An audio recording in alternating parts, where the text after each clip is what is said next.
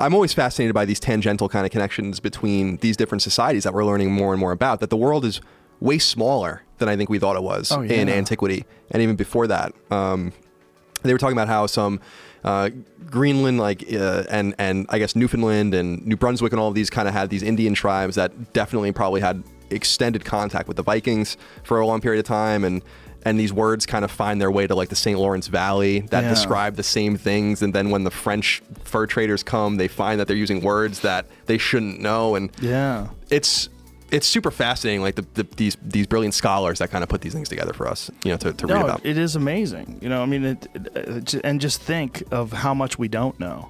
I mean, God, to be able to go back 6,000 years ago and just be a fly on the wall in some ancient civilization and see how they interacted with each other. Oh, it would have been awesome.